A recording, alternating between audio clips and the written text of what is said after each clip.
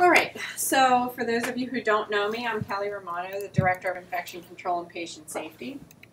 And you're probably thinking, what does the infection lady have anything to do with this? But it's the role of patient safety where we want to roll in just culture. So what I'll say is that this is really a way for us to increase transparency within our organization and encourage those safety reports that we keep talking to you about, so that we can learn from and redesign our systems that may not be working for us, because that can happen. So this works in conjunction with our standards of behavior, our accountability policies, and once we have this in place, we've then created a fair and just and consistent method of accountability for the entire hospital. It looks like some of you look confused, but you won't be by the end, hopefully. So what happens when a physician doesn't detect a life-threatening disease, or if there's an order that's misread, if the pharmacist pulls the wrong drugs, if the CFO, the Chief Financial Officer, underestimates the cost of something, if the designer of an IV pump doesn't recognize how that design could be misused or create a workaround, if the unit manager can't find enough staff to fill the day, or if a nurse delivers the correct medication but to the wrong patient. So all of these things could be just a simple human error. That could happen because people make mistakes. That's what humans do. We make mistakes. That's a known fact. So think of healthcare as being a complex system, right, where we as humans are in that system. That makes everything more complicated, and humans can err. We know that. But they can't be removed from healthcare. So we can't take people out of the equation. And we have to change our healthcare culture by designing those better systems and being more critical of our everyday choices within those systems that we've created. That culture can ultimately influence our fulfillment of our patient's trust, right? So if we're working in a transparent agency where we're open and free to talk about our errors and what happened to us during the course of a day, that's going to reflect to our patients that we really do care and we want to talk about the errors because they happened. There's no way to avoid that. But why did it happen? So we have these 5 skills. Right? These are essential to producing better outcomes.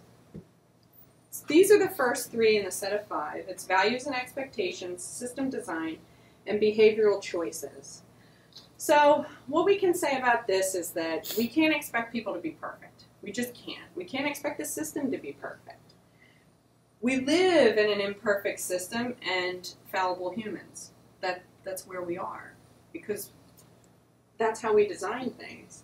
And when we can finally sit back and recognize that that can happen, we can create real expectations and be successful as an organization.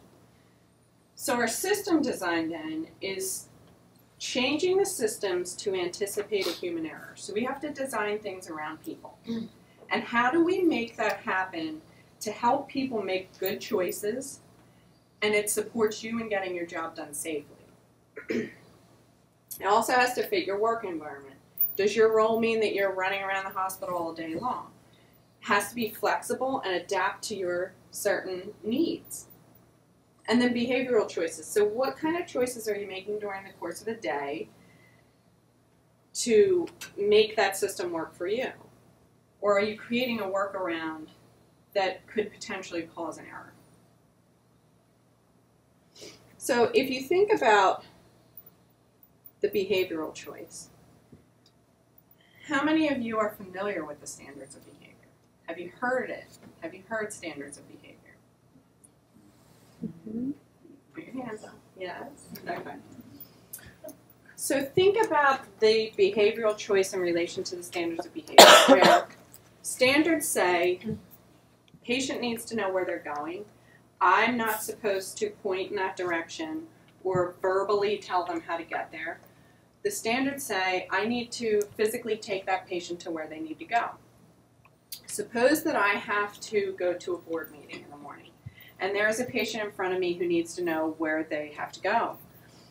I have a choice to make, right? And it's set on our value that our organization values we take the patient to where they need to go, but my expectation is I have to get to that meeting on time.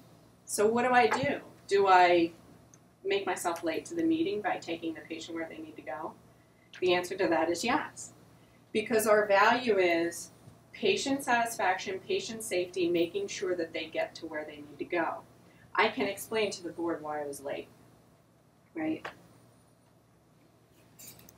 So the last two skills really are the core of Just Culture. This is learning systems, accountability, and justice. This is really where the core of Just Culture begins, and this will make the most change in our organization. So your learning system is essentially, we have evaluated what happened. We realized that the system failed us. We can't do anything with that unless we learn from it and talk about it. We have to be able to do that and then learn from our mistakes and then share that learning with the rest of the organization.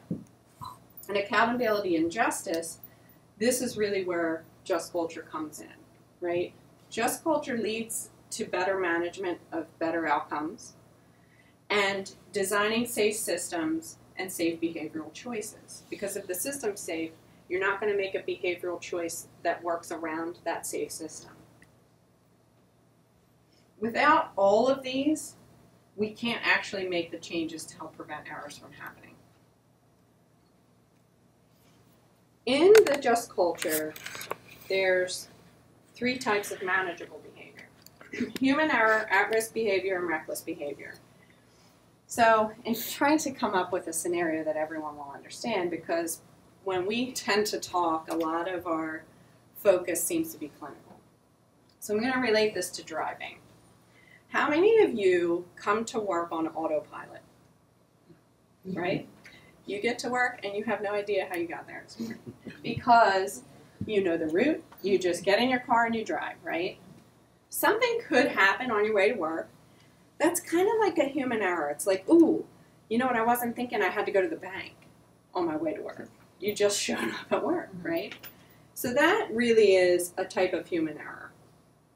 At-risk behavior. You don't have to raise your hand for this one, but how many of you drive over the speed limit? Okay.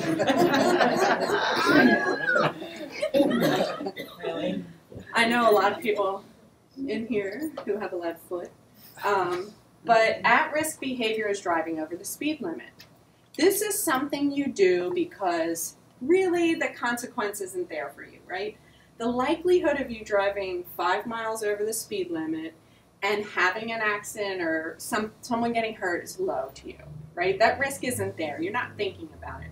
But in all actuality, there is a risk there. So you're taking a risk driving over the speed limit because that's posted and that's the law. But that risk is still there. Reckless behavior is comparable to driving under the influence. So when you drive under the influence, you're being reckless. You're not thinking about anybody else that's on the road, but the likelihood of something happening is very high. You have literally got in the car when you know that that is absolutely wrong. So these are the three types of behavior that we look at. So when we attempt to transition to this Just Culture, we have set expectations for our management team. And you have to know that because they're going to be held accountable for things as well. What we're trying to do here as managers is create an open learning environment. So we have to learn from our mistakes and be willing to talk about it. So you all have to be willing to put that forward to us. And then they are supposed to have learned, and this is really difficult to do, this is a big skill, how to counsel staff. So you got in the car, you went 5 miles over the speed limit. Well, what's going to happen there? Maybe nothing. But the coaching aspect is, you know what, you really shouldn't go over the speed limit because you know that you could probably hurt somebody or, you know, something could happen. Coaching employees is really hard. Consoling employees is like Today, you gave the correct medication, but it was to the wrong patient. Why did that happen? If it was just something that just snapped in the morning, like you weren't even thinking about it and you just quick zoomed, you're consoling people. I'm really sorry that that happened to you. For instance, and I'll use my own example because I made the error. Isolation patients, everybody freaks out about it, right? I personally didn't put in an order for isolation on a patient. Why? Because it was a new process. And I really wasn't even thinking about it. I put the patient in isolation and the order didn't go in. I didn't do it. So the consolation is, you know what? I'm really sorry that that happened. Nobody was hurt.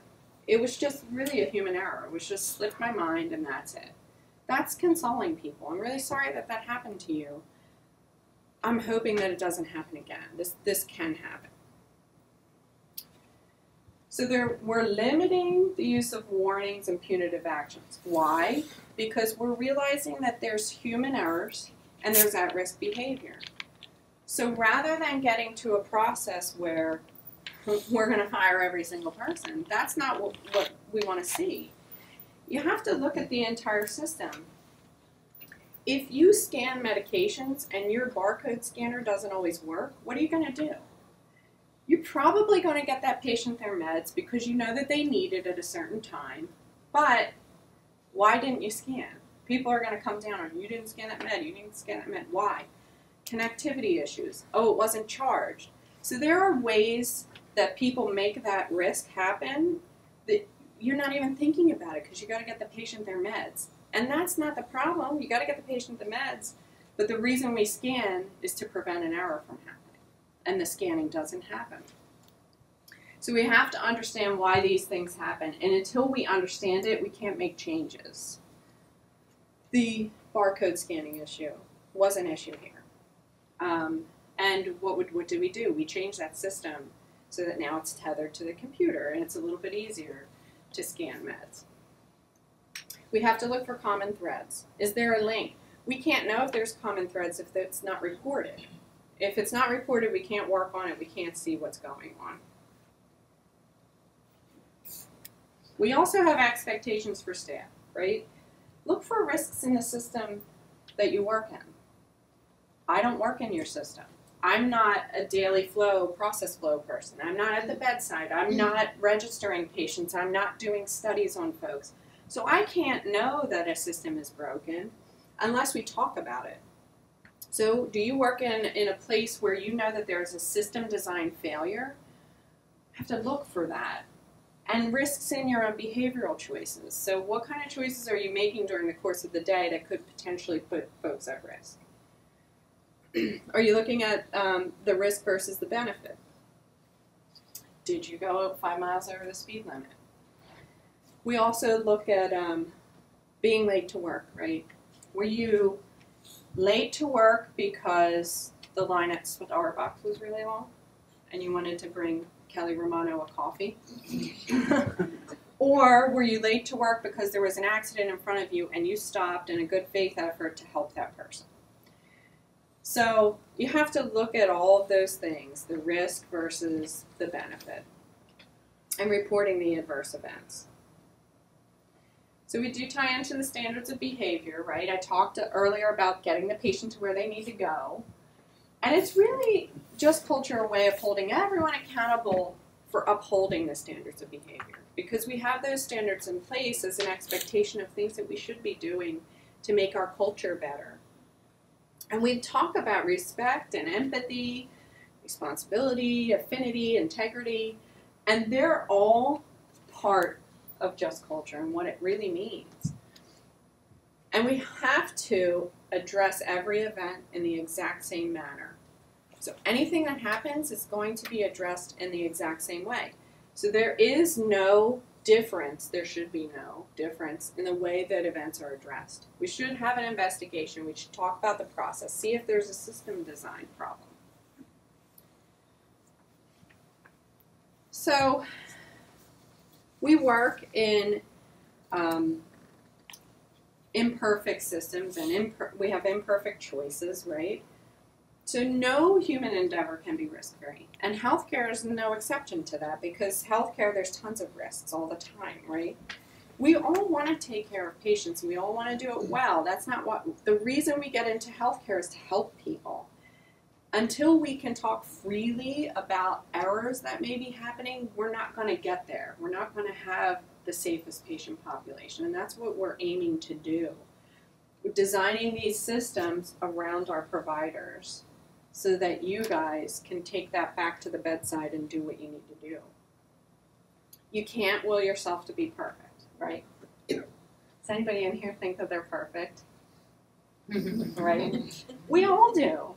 But we know that that's not possible, and we can't guarantee a perfect outcome for our patient. We can't guarantee that until we talk about all of these things. So, with that, I thank you, and what questions do you have for me?